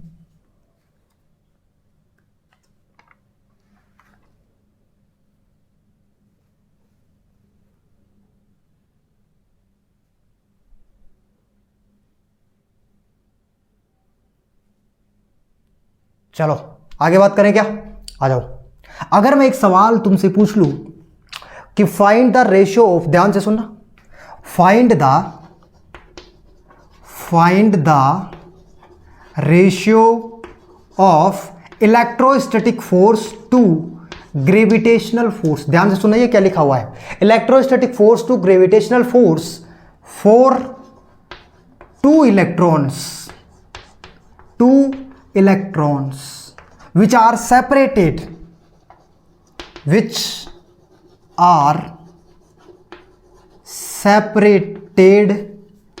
by a distance r, जो r डिस्टेंस पे सेपरेटेड है। मतलब एक इलेक्ट्रॉन यहां पे है और एक इलेक्ट्रॉन यहां पे है, दोनों के बीच की डिस्टेंस कितनी है? r। दोनों के बीच की डिस्टेंस कितनी है? r है। एक बात बता, इस पे चार्ज कितना है? लिखवाया हुआ है सब कुछ, चार्ज ऑन इलेक्ट्रॉन। इलेक्ट्रॉन पे चार्ज कितना होता है सर? 1.6 into 10 to the power minus का होता है 1.6 into 10 to the power minus 19 coulomb. यही बात है, बिल्कुल सही। मास बताओ, mass of electron. Sir electron का मास होता है 9.1 into 10 to the power minus 31 kg। बहुत सुंदर, बहुत गजब, कोई दिक्कत नहीं है। क्या इसका कुछ मास होगा? हाँ, मास ऑफ इलेक्ट्रॉन है। क्या इसका कुछ मास होगा? हाँ, मास ऑफ इलेक्ट्रॉन है। इसका कुछ चार्ज होगा? हाँ, चार्ज ऑन इलेक्ट्रॉन। इसका कुछ चार्ज होगा? हाँ, चार्ज ऑन इलेक्ट्रॉन। हाँ हाँ, बहुत कर रहा है। अब सुन ध्यान से, ग्रेविटेशनल फोर्स की बातें याद करो। Sir gravitational force 9th class में पढ़ा होगा थोड़ा बहुत, Gm1m2 divided by r square. Gravitational force कहता है कि कोई भी दुनिया के दो ऑब्जेक्ट हों, मैं उनको अट्रैक्ट करूंगा। अच्छा, हाँ, ग्रेविटेशनल फोर्स क्या कहता है? ग्रेविटेशनल फोर्स कहता है कि दुनिया के कोई भी दो ऑब्जेक्ट हों, मैं उनको अट्रैक्ट करूंगा।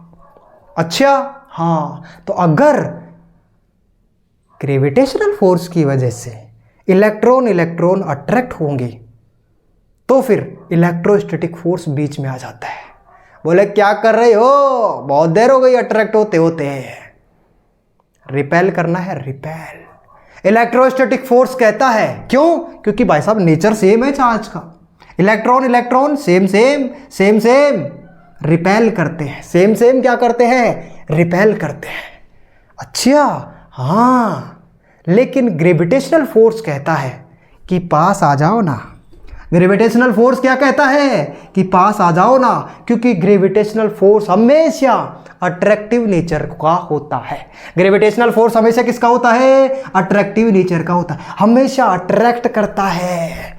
तो दो इलेक्ट्रॉन एक दूसरे से अट्रैक्ट होते हैं, लेकिन वहीं पे इलेक्ट्रोस्टैटिक फोर्स आके कहता है कि ओए ओए क्या कर रहे हो, अट्रैक्ट नहीं होने देंगे। क्यों भाई? क्योंकि सेम नेचर के चार्ज हैं, हम एक दूसरे को रिपेल करेंगे। क्या करेंगे? रिपेल करेंगे। तो बहुत ज़्यादा इस पे कंट्रोवर्सी हुई, बहुत सारी चीज़ें डिफाइंड करी गई। जैसे ऐसे समझो कि तुम्हारी क्लास में बहुत सारे बच्चे बैठे हैं।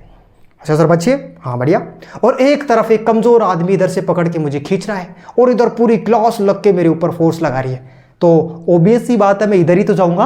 अरे भाई इधर ही जाऊंगा क्योंकि इधर बहुत ज़्यादा फोर्स लग रहा है। लेकिन सर फोर्स तो इधर भी लग रहा है ना, तो बहुत कम लग रहा है। तो कौन सा फोर्स डोमिनेट करेगा? ध्यान से सुनना, कौन सा फोर्स डोमिनेट करेगा? तो यहां पे इलेक्ट्रोस्टैटिक फोर्स डोमिनेट करता है। क्या करता है? इलेक्ट्रोस्टैटिक फोर्स डोमिनेट करता है। इसीलिए दो इलेक्ट्रॉन एक दूसरे को रिपेल करते हैं और डोमिनेट भी बहुत खतरनाक वाला करता है। भाई साहब सर कितना खतरनाक वाला? देखो, क्या यहां से ग्रेविटेशनल फोर्स की वैल्यू निकाली जा सकती है? हाँ, जी की वैल्यू पता है 6.67 इंटू 10⁻11। m1 की वैल्यू पता है, मास ऑफ इलेक्ट्रॉन लिखा हुआ है। m2 की वैल्यू पता है, मास ऑफ इलेक्ट्रॉन लिखा हुआ है। बीच की डिस्टेंस सेम ही है, रेशियो लेना है, डिस्टेंस तो बीच में वैसे भी कट जाएगी। और इलेक्ट्रोस्टैटिक फोर्स की वैल्यू क्या लिखोगे? सर इलेक्ट्रोस्टैटिक फोर्स की वैल्यू लिखेंगे k into Q1 into Q2 divided by are square. Sir r square cancel हो जाएगा। के की वैल्यू पता है 9 इंटू 10⁻9 और Q1 की वैल्यू पता है ये चार्ज ऑन इलेक्ट्रॉन, Q2 की वैल्यू पता है चार्ज ऑन इलेक्ट्रॉन। सबकी वैल्यू कैलकुलेट कर करा के जो भी आंसर आता है वो हम डायरेक्ट ही याद रख लें, क्योंकि पेपर में भी करना ही है वो। तो हमें पता है कि पहले ही कर लो उसको, पहले ही सर टालो, कि पहले ही उसकी जो भी है कैलकुलेशन करनी है वो कर करा के ख़त्म करो, तो कर लो सर, कोई दिक्कत नहीं है। तो जो भी इलेक्ट्रोस्टैटिक फोर्स आता है वो 10⁻42 टाइम ज़्यादा आता है। किससे? ग्रेविटेशनल फोर्स से। That's why two electrons are, ध्यान से सुनना, that's why two electrons are, क्या करेंगे दो इलेक्ट्रॉन? बोलना, क्या करेंगे दो electron? That's why two electron are repel each other. क्यों? क्योंकि इलेक्ट्रोस्टैटिक्स की औकात ज़्यादा है, पावर ज़्यादा है उसके पास। कितनी पावर है? 10⁻42 टाइम्स पावर ज़्यादा है। किससे? ग्रेविटेशनल फोर्स से। ये मैंने पहले भी लिखवा चुका है, ध्यान से सुनना मेरी बात। लेकिन सर अगर अगर अगर अगर एक इलेक्ट्रॉन और एक प्रोटॉन हो तो इसका रेशियो भी पूछा जा सकता है आपसे। इलेक्ट्रॉन और प्रोटॉन की रेशियो की अगर मैं बात करूं, आर ही डिस्टेंस पे रखे हुए हैं, तो यार पहले भी लिखवा चुका और वापस बता देता हूं, electrostatic force to gravitational force की वैल्यू होती है 10⁻39। बहुत सुंदर, बहुत गजब, कोई दिक्कत नहीं है सर। और अगर दोनों प्रोटॉन प्रोटॉन हो तो एक प्रोटॉन है, एक प्रोटॉन है, प्रोटॉन प्रोटॉन है, रिपेल करूंगी। प्रोटॉन प्रोटॉन हूँ, रिपेल करूंगा। अच्छा, इलेक्ट्रॉन प्रोटॉन हूँ, अट्रैक्ट करूंगा। इसका रेशियो भी पूछा जा सकता है। प्रोटॉन प्रोटॉन के लिए इलेक्ट्रोस्टैटिक फोर्स टू, ध्यान से सुनना है, प्रोटॉन प्रोटॉन के लिए electrostatic force divided by gravitational force की वैल्यू होती है 10⁻36 स्वाहा। ठीक है, हालांकि ये वैल्यू पहले भी लिख चुका हूं मैं। फटाक से नीचे दिख रहा है कि नहीं दिख रहा? हाँ सर दिख रहा है, कोई दिक्कत नहीं है सर। देखो दोबारा सुन, 10⁻42 सर इलेक्ट्रॉन इलेक्ट्रॉन के लिए, 10⁻39 सर इलेक्ट्रॉन प्रोटॉन के लिए, ये इलेक्ट्रॉन इलेक्ट्रॉन के लिए था। 10⁻36 प्रोटॉन प्रोटॉन के लिए सर, प्रोटॉन प्रोटॉन के लिए। एकदम डन, कोई दिक्कत नहीं है। देखो डायरेक्ट याद रखना है, वो चीज़ें याद करके काम खत्म करो यार, ज़्यादा उलझने की ज़रूरत नहीं है। ठीक है बात? कोई दिक्कत, कोई तकलीफ, कोई परेशानी है तो मुझे बता। एकदम डन, कोई दिक्कत नहीं, फटाक से नोट कर ले। नोट नोट नोट नोट जाना, जल्दी जल्दी जल्दी जल्दी जल्दी जल्दी जल्दी जल्दी नोट हो जाना चाहिए रे बाबू भैया।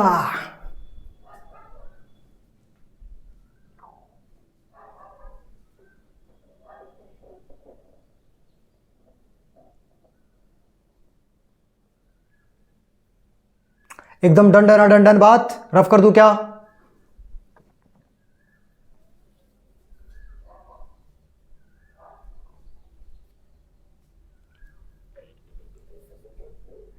तो ठीक है बच्चा लोग, आज की क्लास को हम यहीं पे एंड करते हैं। कल मिलते हैं, टाटा बाय बाय।